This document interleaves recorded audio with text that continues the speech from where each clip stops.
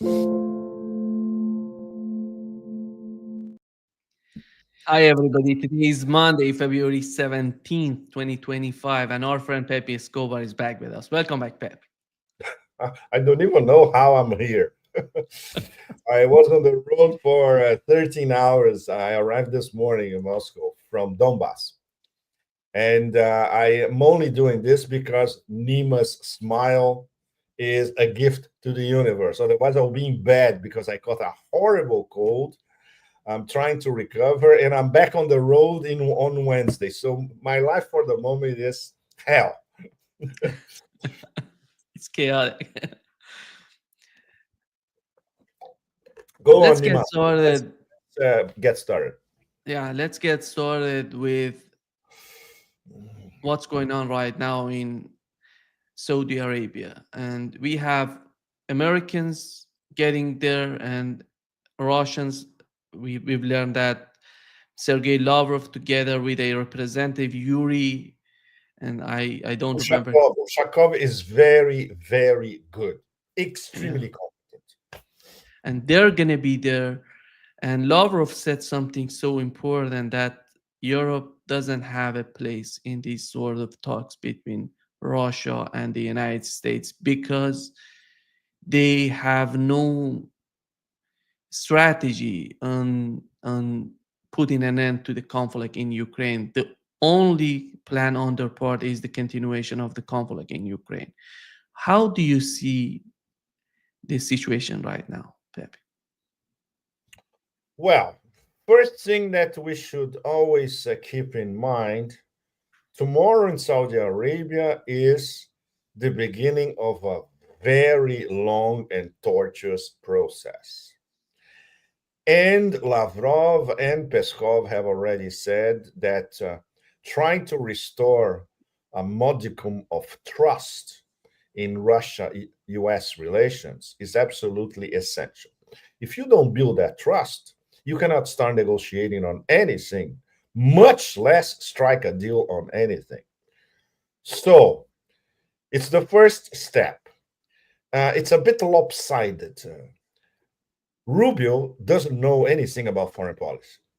I'm being very straight with you, Nima, and with our audience. He may know a little bit about parts of Latin America, but Russia, doesn't know anything about Russia, Russian history, Russian culture. Maybe he has some, I would say, intimations from the Cold War, but that does not apply anymore.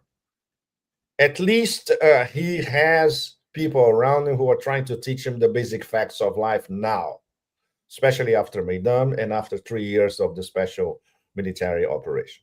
Mike Waltz, okay, not so bad. And who's the third guy? It's not. Witkoff, Steve Yeah, Witkoff.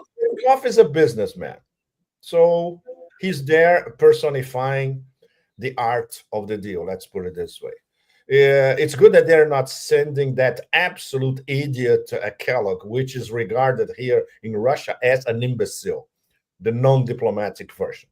The diplomatic version is he's a relic of the Cold War, which he is.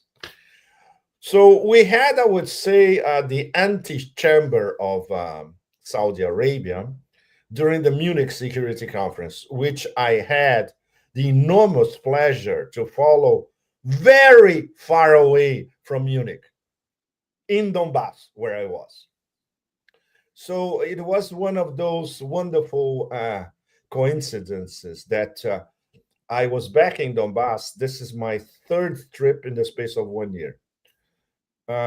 In two very, very, very important dates, apart from the fact that coincided with the Munich Security Conference. If I was in NATO stand, I would probably have gone to Munich. Thank heavens that I was not.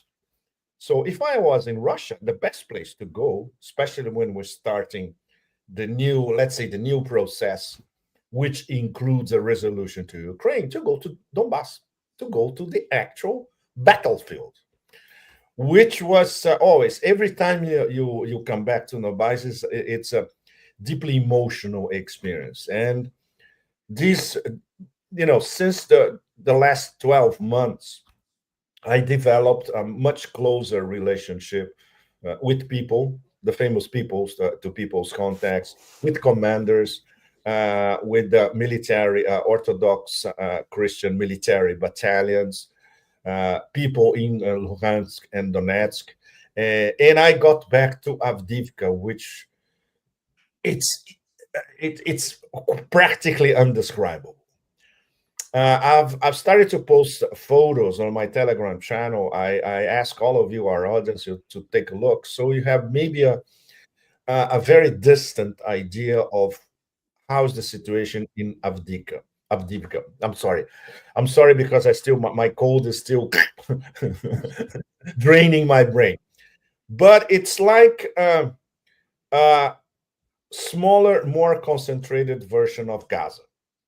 Gaza, as we know, was bombarded unilaterally. Avdiivka, the bombing came from both sides. We have to be clear about that. Starting with the Ukrainians were shelling Avdiivka for years. And Avdiivka was the fortress where Ukraine used essentially to shell Donetsk and the surroundings of Donetsk. So when you go back and you look around you, it's total wasteland. It beggars belief to see that this this actually happened. And then you start looking at people who never abandoned Avdiivka or those that are returning to Avdiivka. So I had two extraordinary meetings with two women in their 60s, more or less. One of them married to one of the guys who went to the front line, of course, and the other one who moved to Avdiivka when there was an extraordinary coke plant with 40,000 employees during the Soviet Union. And this was the heart of that Avdiivka. Avdiivka, we can more or less describe it as a company town. Almost everybody worked for this enormous plant. And one of the things that she told me struck me a lot, in fact. She was not blaming both sides. It's like she understood that wars are very complicated businesses, and there is no clear-cut definition of who's good and evil, to go Nietzsche about it. I am post-Nietzschean, so I don't refer to good and evil at all. There are shades and shades of gray all the time. And one of the guys who was with us is from Donetsk. He got really, really angry with her because of that. But she's a former kindergarten teacher. She's a very good speaker, very soft. And the way she was articulating her thought, you can understand that this was a tragedy that could have been prevented. But in the end, everybody was part of the tragedy. So it's pointless to apportion blame unilaterally, you see. And of course, she remains there. She was a hostage of the Ukrainians for months. The first woman that I talked to, she told about how they lived on a basement for months, Nima. It's something that none of us can even imagine how it works. Without water, without electricity, they have a small generator, and they were depending on humanitarian help coming from different Russian NGOs and what the soldiers would bring to them, you know. And when you look around the city, of course, it's total. But you start to see something that I saw when I returned to Mariupol last year, the beginning of reconstruction, which is something amazing. You are in the middle of a totally devastated neighborhood, and then you look at one apartment block, and it's practically brand new.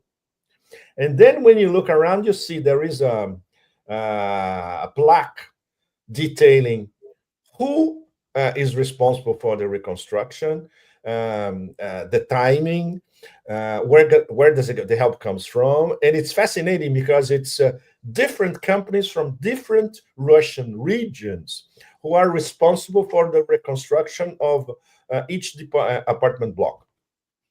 So you see this is the beginning of the renaissance of Avdiivka. And it was very, very emotional, Nima, to be there 1 year after the liberation of Avdiivka. Avdiivka was liberated on the 17th, February 17th last year. I went there less than a month later. I went there in March. This time I was there one day after the liberation. I was there this Saturday on the 18th. And on the 17th, I was in Luhansk.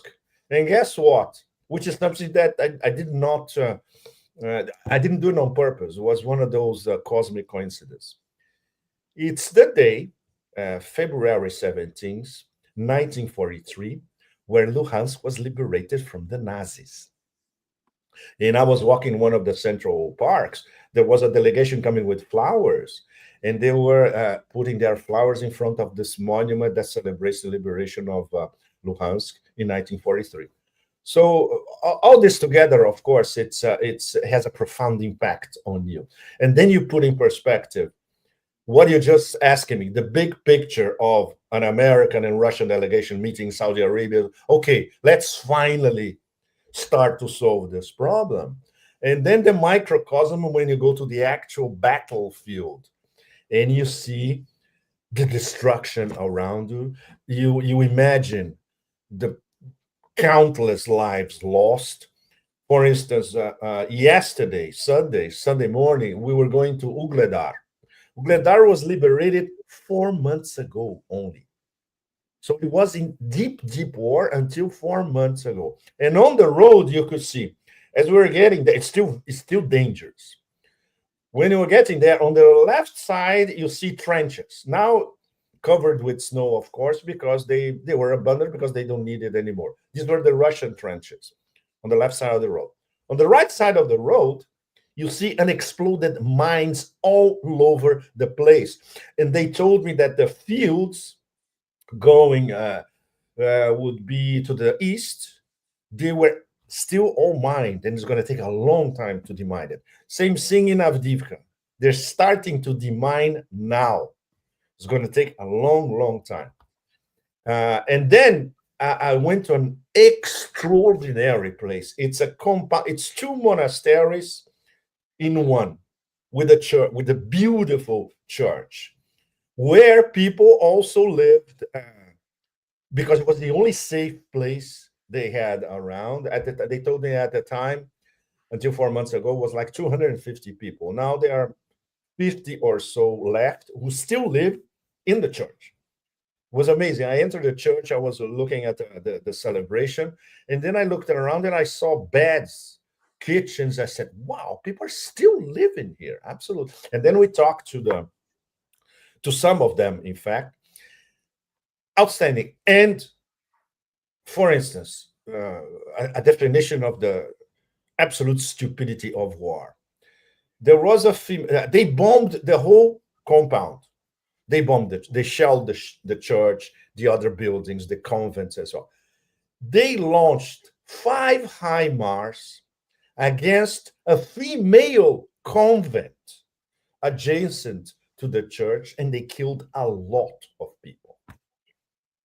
So when you see something like this it's not the banality of evil. It's the cosmic absurdity of evil when you see something like this. What's the military purpose of launching HIMARS against a convent filled with nuns?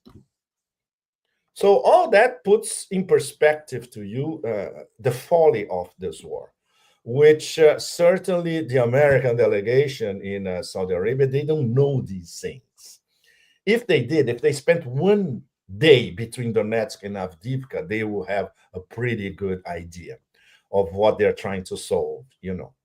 And of course, considering that on the Russian side, we have master diplomat Sergei Lavrov, the best diplomat on the planet, and one of the top presidential advisors anywhere in the world, Ushakov.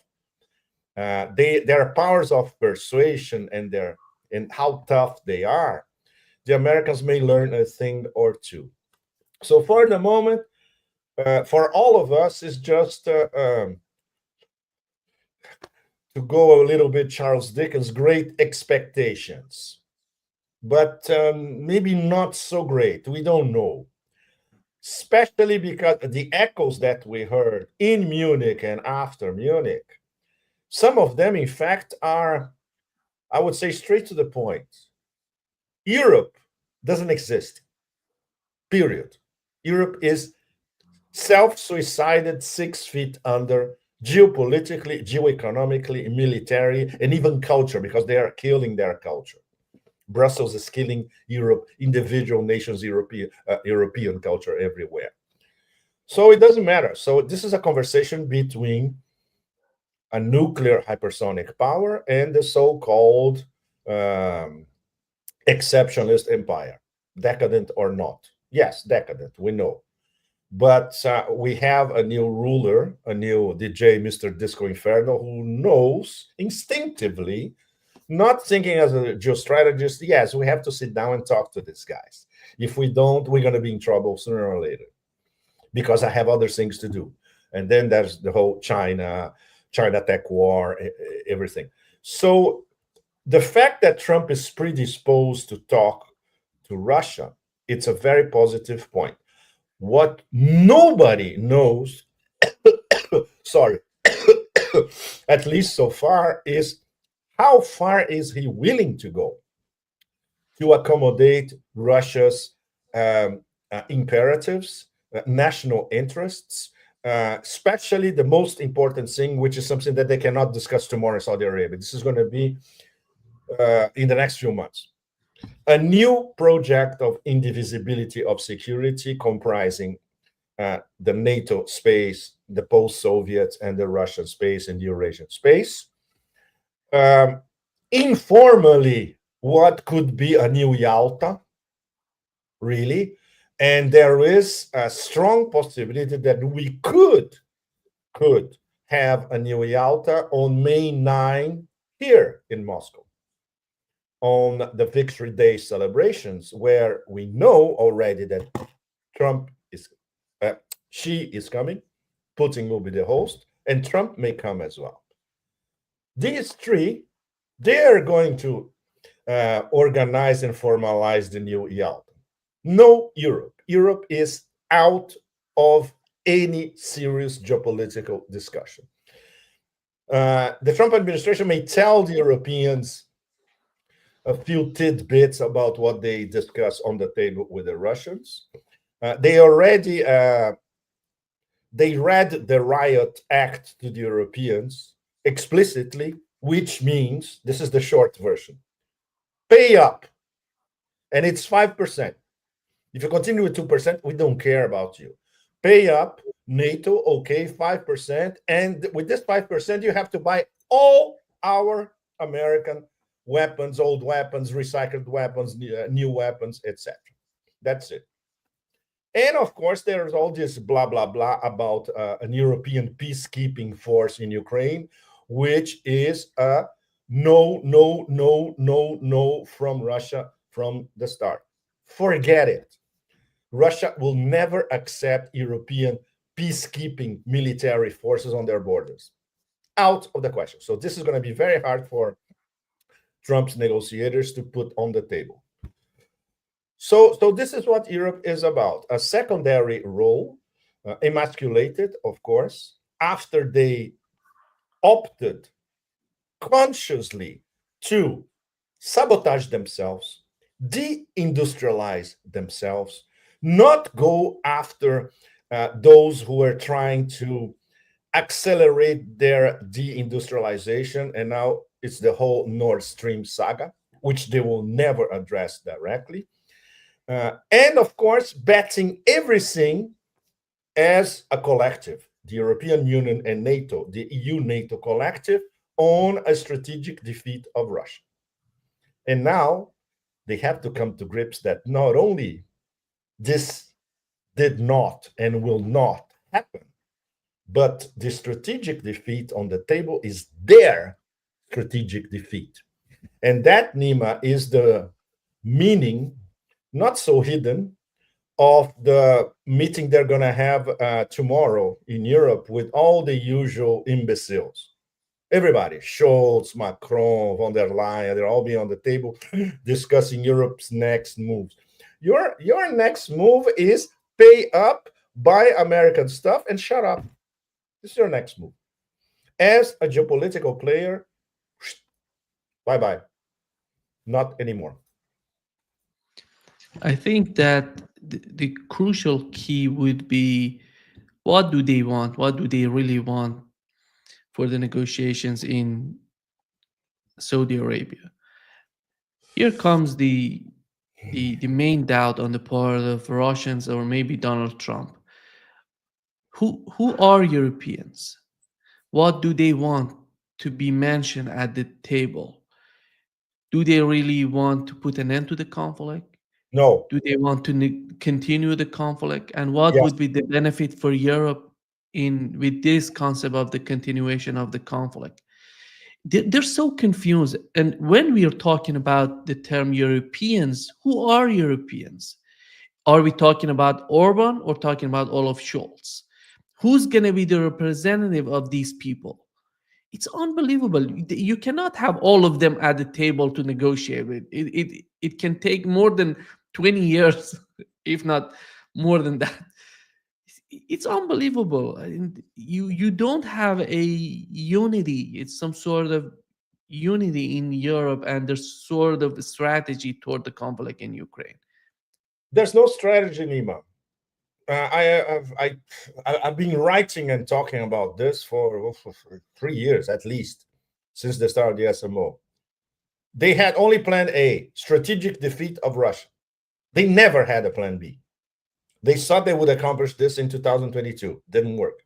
They thought they would accomplish this with the famous counter offensive. It didn't work.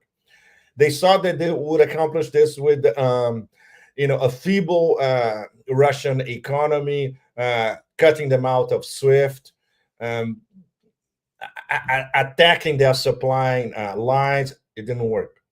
And they thought that they would isolate Russia from the global stage. On the contrary, not only didn't work, but Russia now is one of the main protagonists of the global majority, the global south, and the drive towards a multinodal, multipolar world. So they achieved less than zero with their strategic defeat of Russia plan. And considering that these people are essentially mediocre, so there's no meritocracy in terms of political elites. Just look, I don't need to say anything. Just play a clip of Borrell, the Estonian batshit crazy chick, von der Leyen, Starmer, Macron, Baerbock. Just play 30 seconds of each of them. It's more than enough. We're not. We remember, many of us remember great European diplomacy during the Cold War, inclusive. Not anymore. So there are many reasons. The wokeization of Europe following America, the decline of educational standards, the fact that many of them are, in fact, paid American agents, paid by the empire directly and indirectly.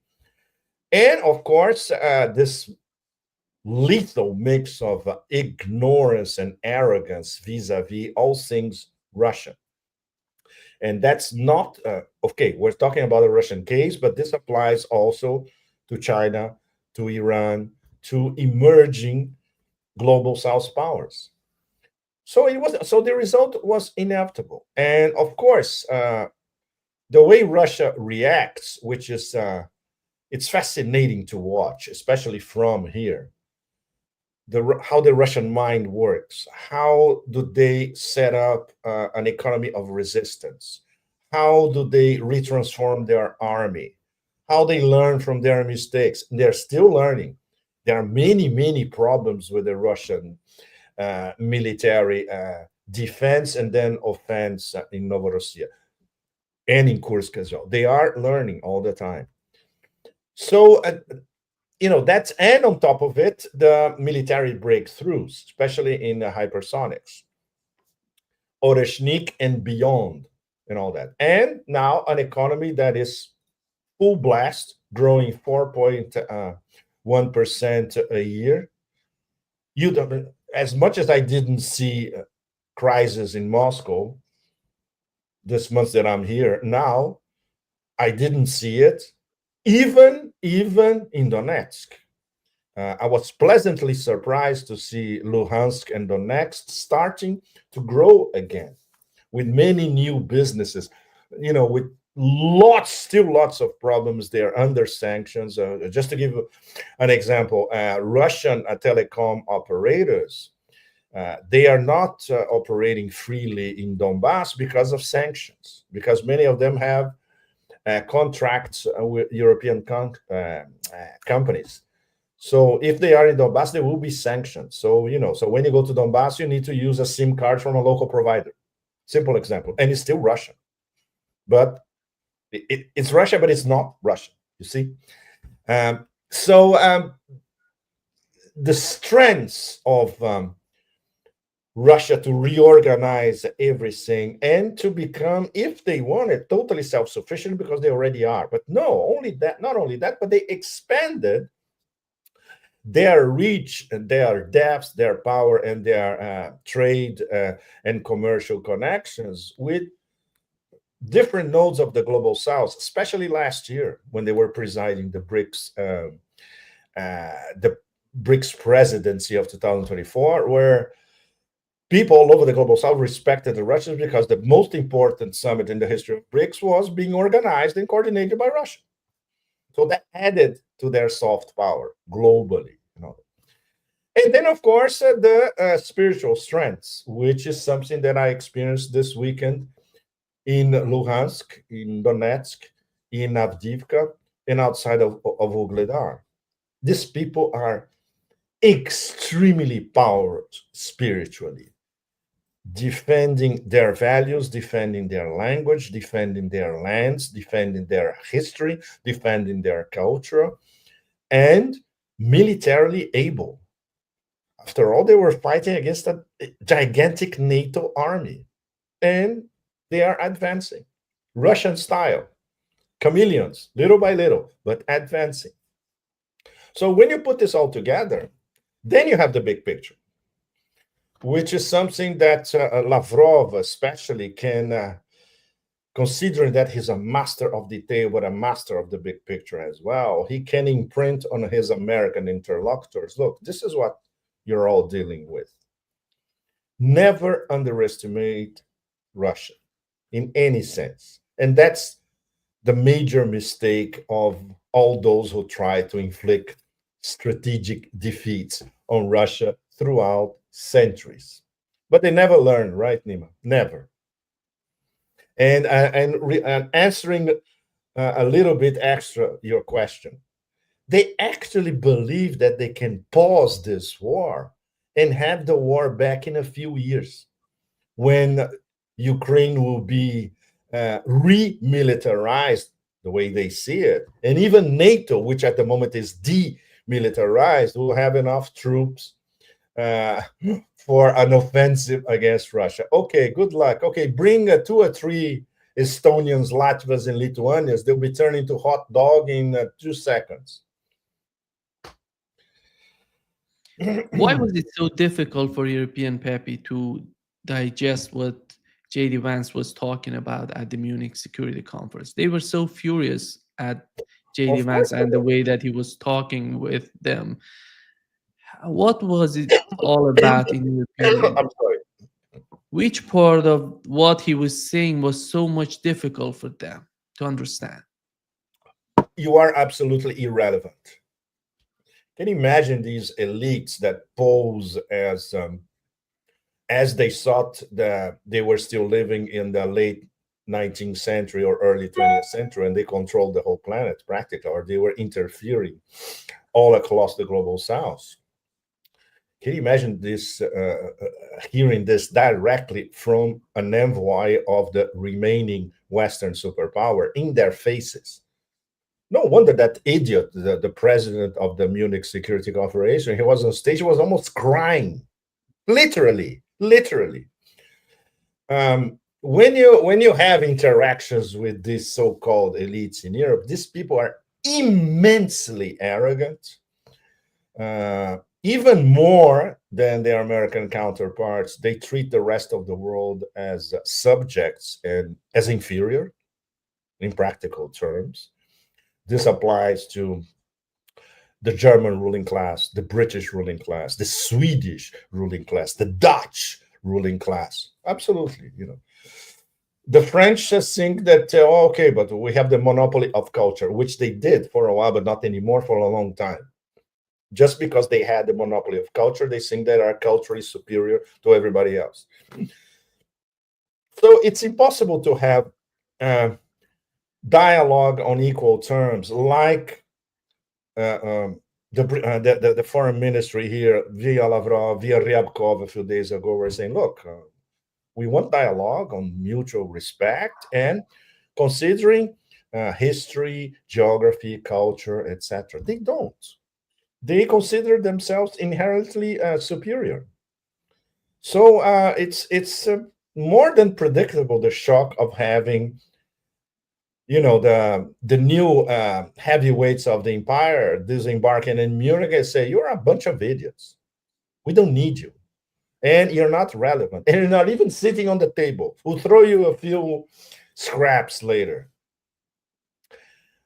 Another thing, Nima, we could never imagine that as late as what 2 or 3 months ago, we could never imagine that this would happen, and it's now happening in front of us. So obviously, they never imagined it could happen. So the shock for them is even greater. So it was a very instructive. What happened before Munich, during Munich, immediately after Munich was was as shocking and as groundbreaking as Putin in Munich in 2007, where he's announcing that no, there's got to be a new system because this one over here, we don't support it anymore. Now it's the Americans say, we are thinking that there should be a new system. This one doesn't suit us anymore because they are an empire. They can say that openly, It doesn't suit us. And we are going to reformat it our way. So it's a relation between an object and a subject, a bunch of lowly subjects, with no will and no power to interfere against his master's voice. So this was the big lesson of Munich, in fact. And personally, for me, was particularly pleasing to see that from very far away in Novorossiya, near the battlefield. We were 10 kilometers from the Ukrainians, in fact, and the local commanders were saying, look, you see that at the end of this road, the Ukrainians are over there. And when we smash them over there, the road will be open for us to keep going west. And that's exactly what's happening in the battlefield now. Here is what you were talking about, Pepe. After the speech of Vice President Vance on Friday, we have to fear that our common value base is not that common anymore. I'm very grateful to all those European politicians that spoke out and reaffirmed the values and principles that they are defending. No one did this better than President Zelensky. Let me conclude, and this becomes difficult.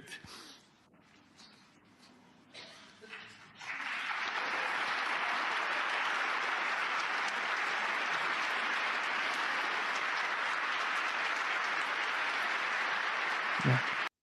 Pathetic. Unbelievable that he says that no one did it better than Zelensky too. No, and not only pathetic in terms of his reaction. This guy, we assume, had some experiences in the world to be the head of a security conference like Munich, which was always taken in high regard everywhere. But on the same phrase, he equals our values to a bloody criminal gangster in Kiev. That's all you need to know. In fact, if you replay this clip over and over again to classrooms in Brussels, in Liège, in Sicily, in Catalonia, kids in Europe are going to start to see the picture. The new generation are going to start. So these guys represent us, really. Like nowadays, how is it humanly possible that 450 million European citizens and voters are represented in their foreign policy by an imbecile from Estonia.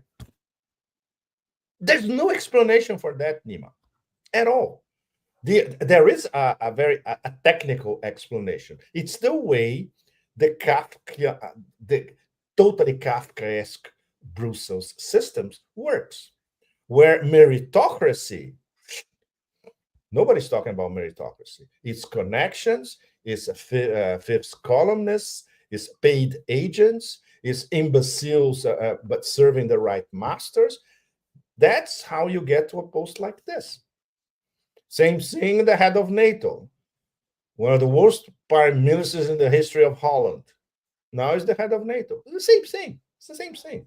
So it's an enormously putrid, fetid, corrupted system.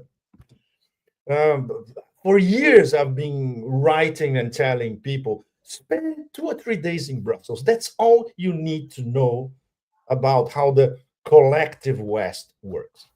That's all you need, you know. And this outburst in Munich is perfect because in 30 seconds, it's all there.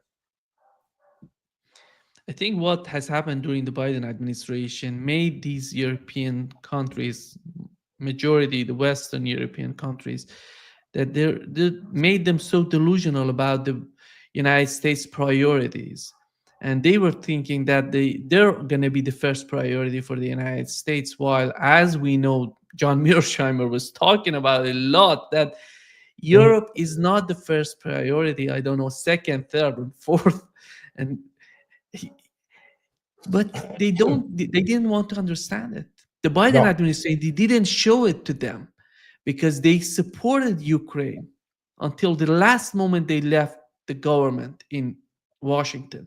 That's why they're so delusional about what has happened in Ukraine. And right now, Donald Trump coming and talking this way so directly that we're not going to be there, not only for Ukraine, we're not going to put troops on the ground to defend Europe. You have to be able to defend yourself.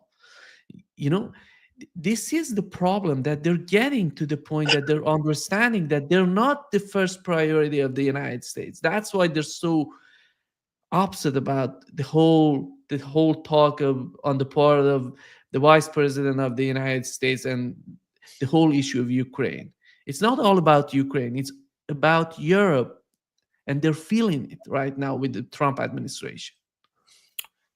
So we can establish that in a very perverse way, I would say more involuntarily than voluntarily, these guys behind the Democrats, the donors, the guys who issue the rules for the Democrat go-betweens to implement, including the former cadaver in the White House, they fooled Europeans thinking that they were agents in Project Ukraine, when in fact they were instrumentalized all the way in every possible aspect. The only winner of a Project Ukraine, and this will be confirmed by Trump 2.0 laying their hands on the rare earth minerals and metals that Ukraine mostly does not have, by the way, because 70% are in the east. They are in Novorossiya and they are under possession of Russia. So what will be left, whatever that is, maybe it will pay the American bill. But the ones who really pay the bill, foot the bill to the limit, will be the Europeans. And they will have nothing in return apart from the destruction of their own economies. So if this was a voluntary plan, it was brilliant. Absolutely brilliant. Worked to perfection. Obviously, not even the Americans during the Democrats thought that it would be so brilliant. In fact, the twist was that Trump 2.0 made it work in the end for the US and is making it work in the end for the US. This was a war of choice by, we can say, this continuum, Obama, Biden, and those absolutely horrid people behind them, and the little messengers like Secretary of Genocide Blinken, or that these people don't do policy. These people follow orders.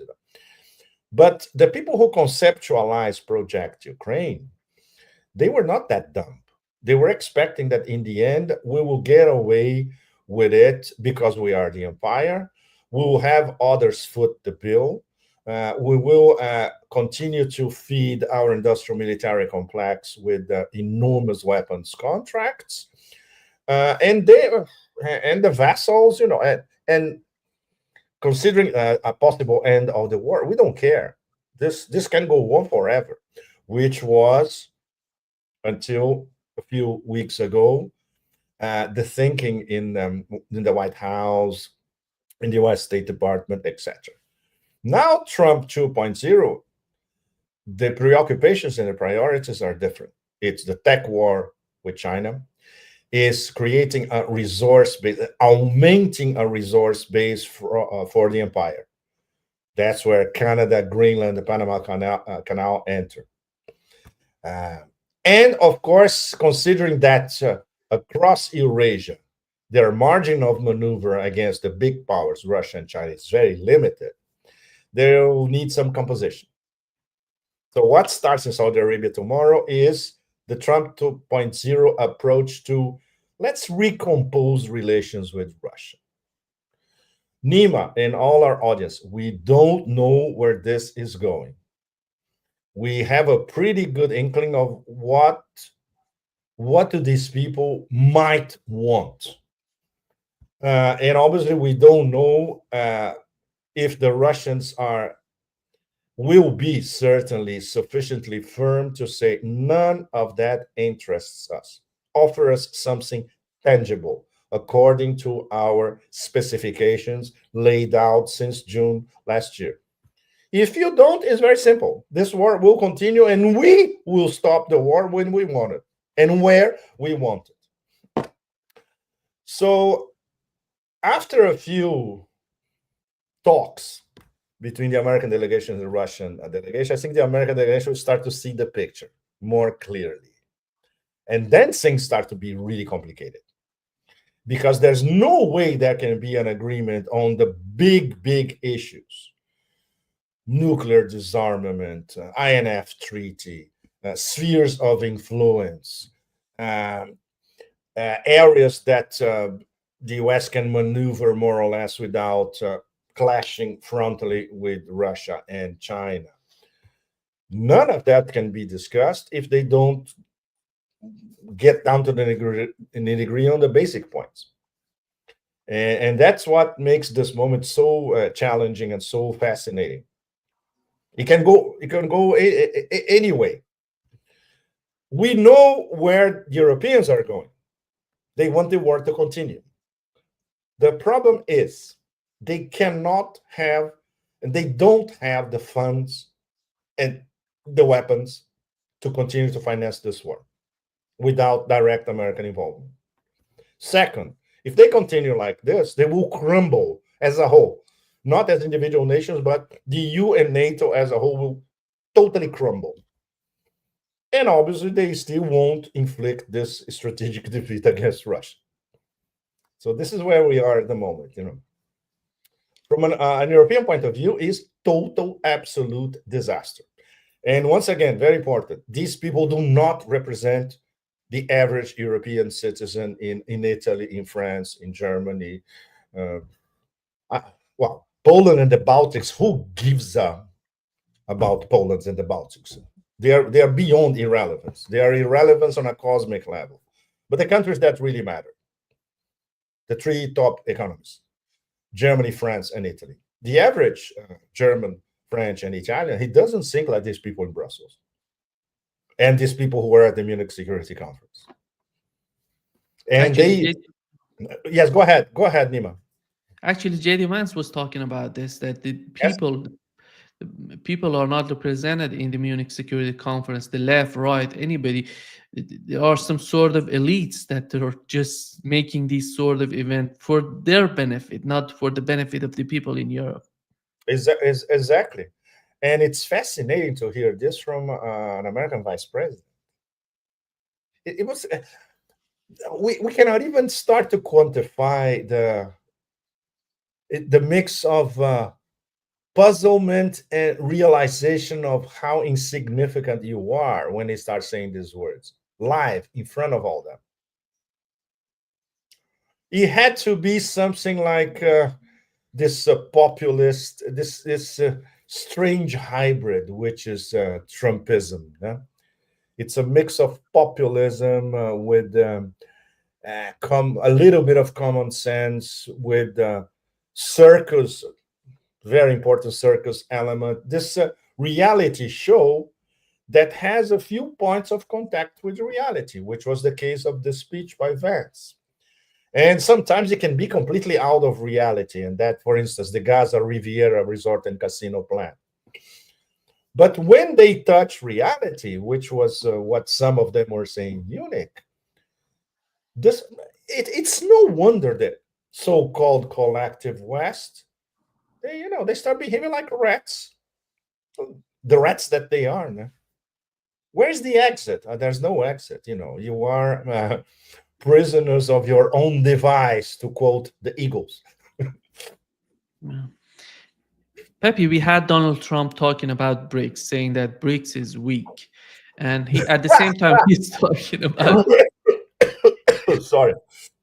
G8, Russia being getting back to the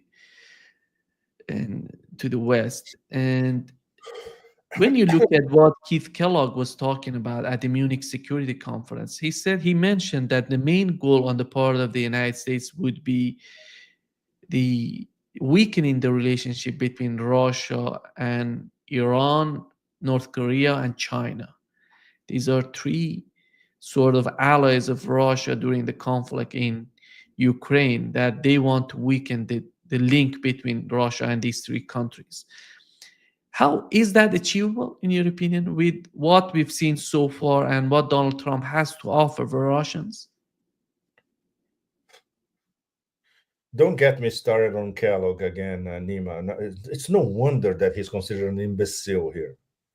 Even to say something proves that you have no bloody clue about Russia's strategic partnerships with these three, starting with these three and others as well, especially with Iran and the very close Russia North Korea partnership as well. Well, at least he says it openly. Other members of Trump 2.0, perhaps they're slightly better informed than Kellogg. Kellogg, after all, he's living in the Cold War. The guy's 80. The only thing that he knew in his life was the Cold War, so he's not going to change. But younger members, maybe even Rubio, know this is absurd. But Rubio, there's this immense problem. He's a Zionist. So Rubio doesn't understand Iran, as you saw for yourself, Nima. Nothing. Absolutely nothing. He does not understand anything about Eurasia. And what he's saying about Iran is very dangerous because it's the Israeli playbook, top to bottom. So we have a problem. We have a problem of misinformation, ignorance, bursts of exceptionalism and all that. And this can compromise, I would not say Trump's vision, because he doesn't have a vision. He has a series of possible deals in his mind. It's a completely different story. But these outbursts and this attitude can undermine many of these possible deals, especially if Trump decides to sit on the same table with Iran. It's not the JCPOA. Let's start to establish a modus vivendi between us and you, a big Eurasian power. And Iran, they have the diplomatic, geopolitical backing of their BRICS partners. So for Trump to say that BRICS is weak, obviously he is surrounded by imbeciles. Otherwise, he would never say something like this. Never. So what we can assume, I would say with 100% certainty, is that he has not followed what BRICS have been doing, especially for the last year. For the past, let's say, a year and a half, 2 years, where BRICS now is consolidated as arguably the prime multilateral organization involved in establishing a different system of international relations. Trump doesn't want a different system of international relations. Trump wants a system that the US will control in a different way. It's still top to bottom, still exceptionalist. It's MAGA, but MAGA with, okay, maybe a little leeway for if you're too powerful like China and Russia, and no leeway for anybody else. And of course, in all the areas that they tell themselves they control, which is the Western Hemisphere, for instance, the Americas, total control by the US. So this is the new system envisioned by Trump, essentially. And of course, expanding the resource base of the empire. Fundamental.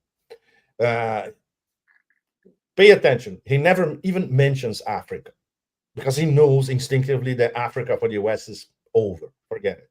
There's nothing. And Eurasia, of course, he's not.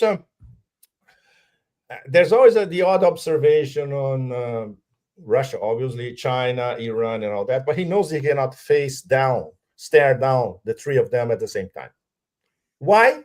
Because they are members of BRICS, and BRICS is too powerful. So it's in direct contradiction to what he just said, in fact. So obviously, he releases these bombs, these stink bombs, let's put it this way, to keep everybody guessing. And that's his tactic, that Trump, he will be very much at home in the World Wrestling Federation shows or MMA, that kind of stuff, which is bombast, essentially, with no substance. How do you see the Rubio's visit to Israel? That what was important about this visit, Pepe? It was the way that Rubio was picturing Iran as the single threat in that region. But what we've heard from Netanyahu, it was interesting that he was talking about negotiations. He was talking about nuclear deal. Do you think that Donald Trump is going to be successful in forcing Netanyahu to accept a political solution for the conflict he has in his mind between Israel and Iran? Well, he wants to force Netanyahu, considering what he's thinking in the morning, which may not be what he'll be thinking before he goes to bed. He wants to torture Netanyahu conceptually and throw him off balance. So Netanyahu will never know what Trump really wants. This is the essence of his, let's say, strategy. It's not exactly a strategy. It's, once again, it's a reality show. You can twist the plot like, when you're a writer writing a reality show, you can twist the plot like this. You are a god ex machina, which can turn the whole series that you're writing upside down with one plot twist. Trump's like to act like this, And we can say that at the moment he has Netanyahu where he wants it, meaning Netanyahu doesn't know what's going to happen next. From a Trumpian point of view, perfect. After he threw the Gaza Casino Riviera bomb, and after that, there's a lull. Because everybody's, is this for real? Is this going to happen? Is this fiction? Is this reality? Is this fiction with some contact of reality? Or this is just something completely absurd? Nobody knows. Nobody has an answer. Not even Trump, which makes it even more interesting, So this will depend, obviously, on if Netanyahu tries something foolish again, which would be, for example, restart the war on Gaza, which will be against the whole planet if he starts doing that. So Trump is probably expecting from Netanyahu a foolish move that will, in fact, stab him, Netanyahu, in the back, which would be ideal. But on Trump's debts towards the Zionist cabal in the US, of course, there's no doubt about that. We still don't know how deep this is. It is deep. It can be even deeper than many suspect. But obviously, they have him on some serious issues, and he's going to have to deliver. Delivering on the number one, I would say, completely toxic dream of these people, which is ethnic cleansing of the Palestinians. Even Trump, as a showman, as a reality show expert, he knows that this will turn against him inevitably. So he can't. He can, keep the ball rolling, postpone a decision, etc. And he knows that this is not his most important problem. His most important problems are domestic. The cleanup process that he already engaged, including U.S. aid and beyond, this is essential. He has basically to exterminate his domestic enemies. This is the number one priority. And the second priority when it comes to foreign policy is the tech war against China. So everything else is subordinated, even the war in Ukraine, even relations with Russia. These are not his top two priorities. Russia may be his third priority. You see? So it's the game is much more complicated than it seems. He needs, of course, some sort of success. Internal, yes. Everything that he did internally, domestically, most of the American population, they are in favor. If he has a sort of breakthrough with Russia, he can sell it as a foreign policy victory. No question about that. And then he'll start concentrating on China afterwards.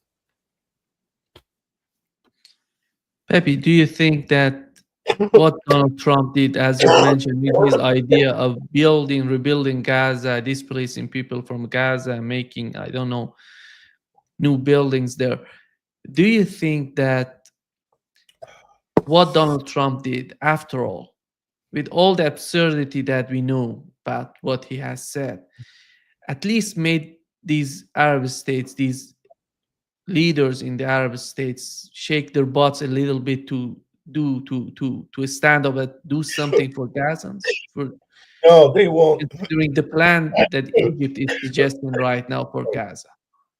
They won't. These are a bunch of well. I don't want to be too hardcore here. They're cowards. Sisi, coward. The little king of Jordan, coward. Persian petromonarch is essentially cowards who want to profit somewhere. So when Trump says, you can bring your construction companies and build everything you want in Gaza, they obviously love it. But they will be building with an illegal mandate on commercially illegal lands for them. They know they cannot do that. So far, who's defending Gaza? The same old axis of resistance. And this will continue to be like this. It's going to be Hezbollah, the militias in Iraq, Ansar Allah, and Iran. So this is not going to change. And the war of Netanyahu and those cycles in Tel Aviv is against the axis of resistance. It's all of them. And he thought, or he fantasized that he could sustain a war on 6 fronts or 7 fronts. It's completely absurd. No way. If you put them face to face with Hamas in Gaza territory, they will get their asses kicked without their, the bombing from bringing democracy from above or whatever, all that kind of bullshit that they are specialized in as a killing machine. It's very easy. In combat, they're useless, So, of course, this is the number one most intractable geopolitical problem on the planet. No question.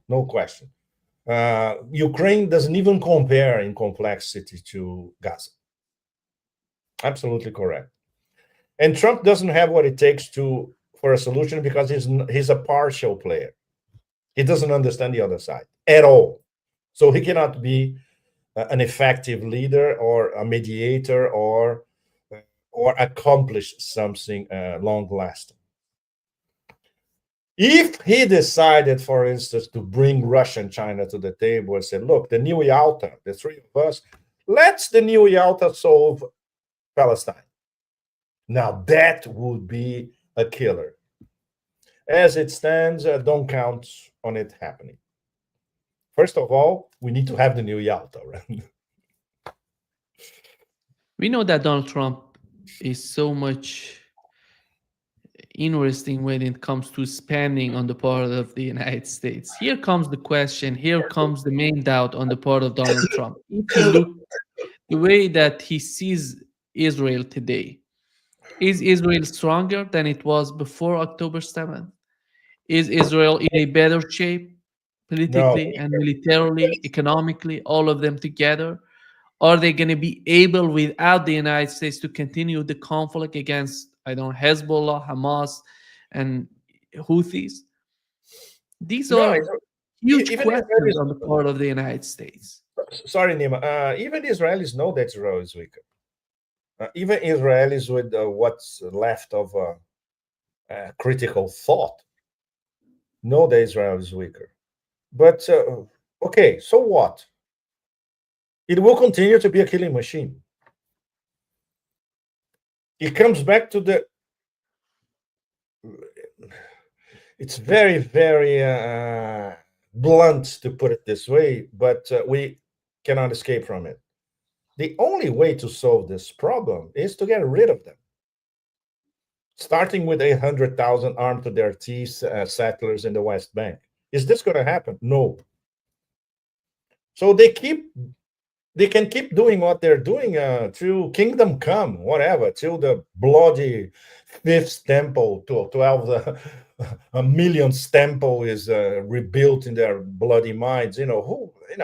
In the rest of the world, that they're fed up with this. Nobody can stand this thing anymore. And at the same time, all across the world, we know that this is insoluble. They are a tumor in land that doesn't belong to them. There's no solution for that apart from you know what, which is not going to happen.